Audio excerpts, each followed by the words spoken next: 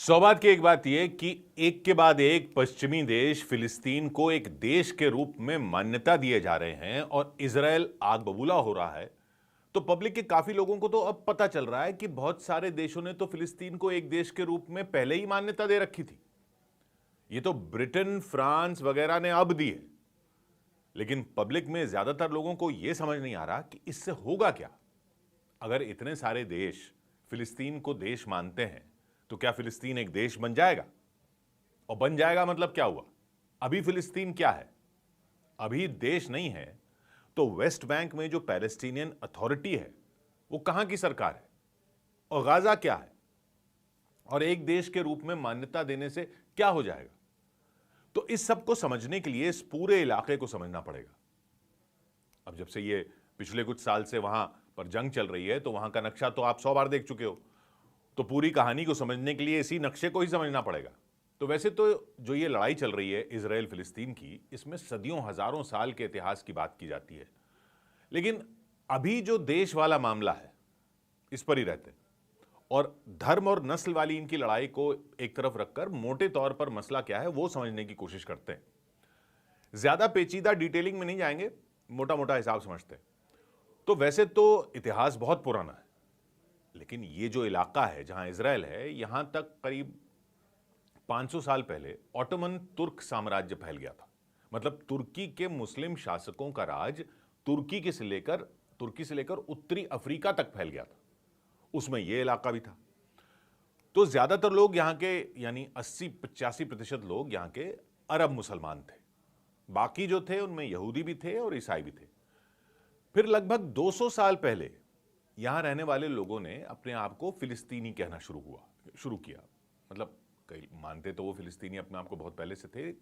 200 साल पहले ये सुनने में आने लगा कि ये लोग अब इस इलाके के लोग, क्योंकि रेगिस्तान था, तुर्क साम्राज्य में था, बस रेगिस्तान था, कुछ लोग रहते थे, वो फिर अपने आप को फिलिस्तीनी कहने लगे। मतलब कोई ऐसा बॉर्डर काट कर देश नहीं बना था, तुर्कों के अधीन ही थे ये लोग। बस इस एरिया को वो कहने लग गए कि ये फिलिस्तीन है और हम फिलिस्तीनी हैं। फिर करीब 150 साल पहले क्या होने लगा कि यूरोप में कई देशों में लोग यहूदियों के खिलाफ होने लगे थे। तो यहूदियों में यह आवाज उठने लगी कि हमारा धर्म तो इधर इसी इलाके में पैदा हुआ था, इजराइल वाले इलाके में, अब वहां तुर्कों का राज है तो वहां चलकर रहते हैं। यह रेगिस्तान का बंजर इलाका था। धीरे धीरे यूरोप के यहूदियों ने यहां जमीनें खरीदनी शुरू की और बंजर रेगिस्तान में जमीनें लेते गए। वो थोड़े थोड़े आकर यहां बसना शुरू हुए कि यहां रेगिस्तान में हमें कोई परेशान नहीं करेगा। लेकिन कोई बहुत ज्यादा तादाद में नहीं आए वो लोग यहां। उस टाइम बहुत ज्यादा तादाद में नहीं आए थे, थोड़े बहुत ही आकर सेटल हुए। अब फास्ट फॉरवर्ड कीजिए, सीधा आते हैं 1914 से 1918 तक चली पहली वर्ल्ड वॉर पर। वर्ल्ड वॉर हुई पहली और तुर्क हार गए। तो ब्रिटेन ने 1917 में इस इलाके पर कब्जा कर लिया और ब्रिटेन ने इसको नाम दिया the British mandate of Palestine. मतलब ये ब्रिटेन के अधीन इलाका हो गया और उसका इलाका लगभग यही था जो आज का इजराइल है, यही वाला इलाका था। वेस्ट बैंक, इजराइल, गाजा, ये सब जो पूरा इलाका है, यहां लगभग 7 लाख लोग रहते थे तब। उनमें 90% अरब, मुस्लिम और ईसाई थे और सिर्फ 10% ही यहूदी थे। तो जब ब्रिटेन का कब्जा हो गया तो ब्रिटेन ने यहां फिर औपचारिक रूप से इजाजत दे दी कि यहूदी इस इलाके में आकर जमीनें लें और बस जाएं। लेकिन जो अरब यहां रह रहे हैं उनको डिस्टर्ब किए बिना बाकी जो जमीन है वहां पर आके आप बस जाओ, खाली इलाका है रेगिस्तान का है जो, वहां आके बस जाओ। ये ब्रिटेन ने किया। तो जब तुर्कों का राज खत्म हुआ और ब्रिटिश राज यहां हो गया तो यूरोप से कई पैसे वाले यहूदी यहां जमीनें खरीदने लगे और बसने लगे, अपनी बस्तियां बनाने लगे, खेती करने की कोशिश करने लगे, बंजर जमीन पर खेती करने की वो कोशिश करने लगे। स्कूल वगैरह भी बना दिए उन्होंने। उधर हिटलर का राज आ गया जर्मनी में, तो फिर यहूदियों को वहां से मार मार कर भगाया जाने लगा यूरोप से। हिटलर की तो लड़ाई ही यहूदियों के खिलाफ थी। तो 1920 से 1945 तक यहां करते करते 4 लाख यहूदी आकर बस गए। पहले जहां उन्होंने बस्तियां बसाई थीं वहां भरे पूरे उन्होंने शहर बना दिए। पैसे वाले तो वो थे ही, यूरोप से खदेड़े जा रहे थे, तो तेल अवीव जैसा बड़ा शहर बना दिया उन्होंने इधर। लेकिन इस दौरान अरब जो थे यहां के, उनसे इनके झगड़े भी शुरू हो गए, क्योंकि उनको लगता था कि ये तो आए ही जा रहे हैं, आए ही जा रहे हैं, उनकी जमीनें लिए जा रहे हैं, जबकि इनका कहना था कि भाई हम तो जमीनें खरीद रहे हैं, यहां बंजर जमीनों को खुशहाली कर रहे हैं, रेगिस्तान था यहां पर खुशहाली ला रहे हैं हम तो। खैर तनाव बढ़ता चला गया, दंगे होने लग गए, क्योंकि हिटलर ने यूरोप में यहूदियों पर प्रताड़ना शुरू की, तो यहां के यहूदी नेताओं ने यह कहना शुरू कर दिया कि अब वो सारे यहूदियों को यहां पर मिलाकर एक देश बनाएंगे, ये उन्होंने कहना शुरू कर दिया। इससे अरब मुसलमानों में आक्रोश बढ़ गया। उनका कहना था कि पहले तो उनके इलाके में बसने आ गए, बस्तियां बनाई, फिर शहर बनाए, फिर कहने लगे कि अब यहां देश बनाएंगे। यहूदी कहने लगे कि ये तो वैसे भी उनके ही पूर्वजों की धरती है और ये तो रेगिस्तान था, कोई ऐसा बॉर्डर वाला देश तो था नहीं जिसका नाम बदलकर वो नया देश बना रहे हों। लेकिन अरब लोगों का कहना था कि वो तो तुर्कों के टाइम भी इसको फिलिस्तीन कह रहे थे। तो खैर ये लड़ाइयां होती रहीं और दूसरी वर्ल्ड वॉर आ गई। फिर जब दूसरी वर्ल्ड वॉर खत्म हुई तो ब्रिटेन तो यहां से निकलने की तैयारी में था। इधर अपने भारत के इलाके में तो उसने भारत पाकिस्तान बना दिया था और चला, यहां से चलता बना। इजराइल वाले इलाके में उसको समझ में नहीं आया कि किसको दे के जाना है देश। और नया नया यूएन बना था, संयुक्त राष्ट्र बना था नया नया दूसरी वर्ल्ड वॉर के बाद।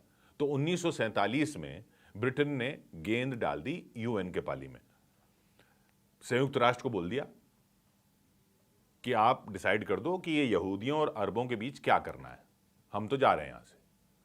यूएन ने भी वहां के लिए भी फिर वही फॉर्मूला दिया, सेम भारत पाकिस्तान टाइप का, कि दो देशों में बांट दो इसको। जहां यहूदी ज्यादा हैं वो इलाके यहूदियों का देश बना दो, जहां अरब ज्यादा रहते हैं वहां एक अरब देश बना दो, इजराइल पैलेस्टीन जो भी नाम देना है, ये दो, इनके दो देश बना दो। तो समुद्र के पास तेल अवीव यहूदियों ने बनाया था, वहां पर वो ज्यादा थे, तो उस साइड वाला यहूदियों को देने का प्लान बना दिया गया। अब ये जमीन का 55% हिस्सा था, टोटल जो ब्रिटेन की जमीन थी वहां पर उसका 55% ये था, यानी ये बड़ा था। लेकिन इसमें बड़ा एरिया बंजर था, रेगिस्तान का था, और उसमें 5 लाख यहूदी थे, 4 लाख अरब थे उस एरिया में। 9 लाख उस एरिया में थे, 5 लाख यहूदी, 4 लाख अरब। और जो ये वेस्ट बैंक वाला इलाका है और गाजा वाला जो इलाका है, ये जमीन का लगभग 45% था। वो अरब देश बनाने का प्लान पेश किया गया यूएन की तरफ से। उसमें 8 लाख अरब थे और यहूदी वो थोड़े थे, लगभग 1 लाख। तो 18 लाख जो थे, 9 लाख इधर 9 लाख उधर, ठीक है। जो 9 लाख यहूदी देश के लिए दिए उसमें 5 लाख यहूदी, 4 लाख अरब, और जो 9 लाख अरब देश के लिए, अरब देश के 45% में दिए वो, उसमें 8 लाख अरब, 1 लाख यहूदी। बाकी बचा यरूशलेम, वो किसी को नहीं देने का प्लान बनाया गया। जैसे पंजाब हरियाणा जब अलग हुए तो चंडीगढ़ अलग रखा था ना यहां, वैसे यरूशलेम के लिए यूएन ने बोला कि वो एक इंटरनेशनल सिटी हो जाएगी, किसी एक देश की नहीं होगी। तो यहूदी तो इस प्लान पर राजी हो गए कि 55% उनको मिल जाए और 9 लाख की आबादी उनकी, क्योंकि उनको तो हिटलर के शासन में बहुत यातनाएं मिली थी, तो वो तो अपने लिए कोई ठिकाना ही ढूंढ रहे थे जहां उनका अपना शासन हो जाए, तो वो तो मान गए। लेकिन अरब लोगों को लगा कि ये तो धोखा है, क्योंकि एक तो उनका मानना था ये हमारा ही देश है, ये लोग बाहर से आके बसे हैं। उसके बाद उनकी तादाद डबल थी, मतलब 12 लाख अरब थे, 6 लाख यहूदी थे। 18 लाख जो थे वो 9-9 लाख तो बांट दिए, लेकिन 12 लाख अरब थे, 6 लाख यहूदी थे। यहूदियों को दे दिया 55% हिस्सा, और उस हिस्से में भी 4 लाख अरब डाल दिए, और उनको दिया, अरबों को दिया 45% हिस्सा, जिसमें 8 लाख अरब थे और यहूदी सिर्फ 1 लाख थे। यानी यहूदी तो बढ़ गए 5 लाख और 1 लाख में, और अरब बढ़ गए 8 लाख और 4 लाख में। उनका कहना था देश उनका है, यहूदी तो वहां आकर बसे हैं, उनसे संख्या में भी आधे हैं, तो कोई यहूदी देश तो वो तो यहां बनने ही नहीं देंगे। इस पर मिस्र और जॉर्डन ने भी उनका साथ दिया। यूएन में वोटिंग हुई, वोटिंग में 2 देश बनाने के प्लान में ज्यादा देश खड़े हो गए, और जैसे ही ये हुआ वहां दंगे शुरू हो गए। अरब लोगों ने यहूदियों के इलाकों पर हमला कर दिया, यहूदियों ने अरब इलाकों पर हमला कर दिया। खैर इन झगड़ों को सुलझाए बिना ब्रिटेन तो 1948 में, 1948 में वहां से बोरिया बिस्तर बांधकर निकल गया, और यहूदियों ने उस वाले इलाके में जो उनका था प्लान में, इजराइल नाम का देश अपने इलाके में बनाने का ऐलान कर दिया कि यह इजराइल है, तेल अवीव को राजधानी बना दिया। अगले ही दिन मिस्र, जॉर्डन, सीरिया, लेबनान और इराक, ये जो आसपास पूरे देश थे, मिस्र, जॉर्डन, सीरिया, लेबनान और इराक, इनकी सेनाओं ने इस नए देश इजराइल पर हमला बोल दिया। यह थी 1948 की अरब इजराइल जंग। ये सारे देश एक तरफ और वो नया बना इजराइल एक तरफ। हालांकि इजराइल को पश्चिमी देशों का समर्थन था, वो अलग बात है, लेकिन ये सारे देश उस पर उन्होंने हमला कर दिया। तो कौन जीता? 1 साल तक लड़ने के बाद इजराइल जीत गया। जिस भी वजह से जीता, जिसकी भी मदद से जीता, लेकिन इजराइल जीत गया। और जितनी यूएन की प्लान में उसको जमीन मिलनी थी, उससे भी ज्यादा पर इजराइल ने कब्जा कर लिया। मतलब उसको 55% मिलनी थी, उसने 78% जमीन पर कब्जा कर लिया इजराइल ने। यूएन जो अरब देश का प्रस्ताव दे रहा था, वो अरब लोगों ने मंजूर नहीं किया था, तो वो अरब देश तो बना नहीं, लेकिन यूएन जो 55% जमीन देकर इजराइल बनाने का ऑफर दे रहा था, उससे ज्यादा यानी 78% जमीन लेकर इजराइल बन गया। पैलेस्टीन नहीं बना, फिलिस्तीन नहीं बना। बाकी जो बचा था वो वेस्ट बैंक और पूर्वी यरूशलेम, उस पर जॉर्डन ने कब्जा कर लिया, और गाजा मिस्र ने कब्जा कर लिया।